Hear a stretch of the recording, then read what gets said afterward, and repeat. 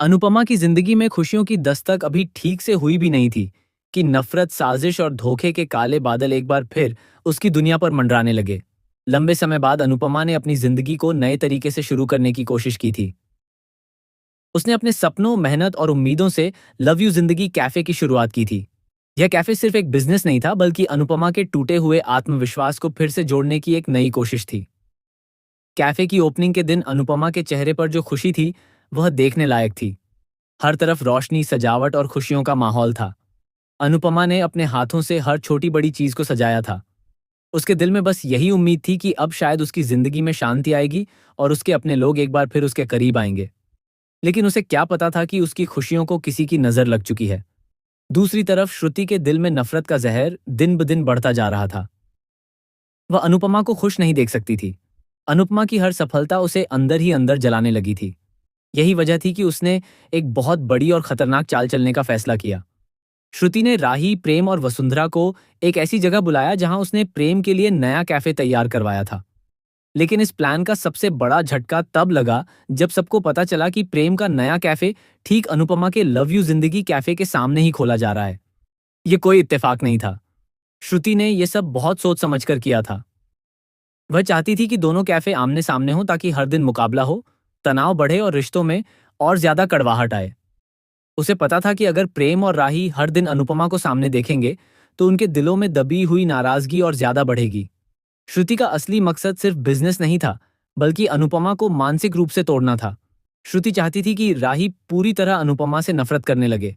वह राही के मन में ऐसा जहर भर देना चाहती थी कि माँ बेटी का रिश्ता हमेशा के लिए टूट जाए। दूसरी तरफ प्रेम भी लगातार उलझनों में फंसता जा रहा था। उसे समझ नहीं आ रहा था कि आखिर सही क्या है और गलत क्या। इधर अनुपमा अपने कैफे की सफलता में व्यस्त थी, लेकिन उसके दिल के किसी कोने में एक अजीब सा डर लगातार बना हुआ था। उसे महसूस हो रहा था कि कुछ बहुत गलत होने वाला है। फिर आता है प्रेम के कैफे अंजू की ओपनिंग का दिन। पूरे परिवार को वहां बुलाया गया था। हर तरफ सजावट थी, पूजा की तैयारी चल रही थी और माहौल बाहर से खुशहाल दिख रहा था। लेकिन अंदर ही अंदर एक बहुत बड़ा तूफान उठने वाला था। अनुपमा और दिग्विजय थोड़ी दूरी पर खड़े होकर यह सब देख रहे थे। अनुपमा की आंखों में ममता साफ दिखाई दे रही थी। वह चाहकर भी राही से दूर नहीं रह पा रही थी। दूसरी तरफ राही भी अंदर से पूरी तरह शांत नहीं थी। वह खुद समझ नहीं पा रही थी कि आखिर उसकी मां गलत है या परिस्थितियां। जब पूजा शुरू होने का समय आया तो पंडित जी ने प्रेम और उसकी बिजनेस पार्टनर प्रेरणा को साथ बैठने के लिए कहा, क्योंकि दोनों इस कैफे के बराबर के हिस्सेदार थे। प्रेरणा बहुत खुश थी। उसके लिए यह दिन बेहद खास था, क्योंकि उसने भी इस कैफे के लिए बहुत मेहनत की थी। लेकिन श्रुति को यह सब बिल्कुल पसंद नहीं आया। श्रुति के मन में प्रेरणा को लेकर असुरक्षा और जलन पहले से ही थी। उसे डर था कि कहीं प्रेम और प्रेरणा की बढ़ती नजदीकियां राही के रिश्ते को कमजोर ना कर दें। यही सोचकर वह अचानक भड़क उठी।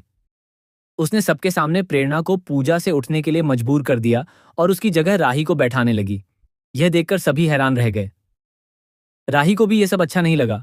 उसने तुरंत विरोध करते हुए कहा कि यह कैफे उसका नहीं है और प्रेम व प्रेरणा दोनों पार्टनर हैं, इसलिए पूजा में प्रेरणा का बैठना जरूरी है।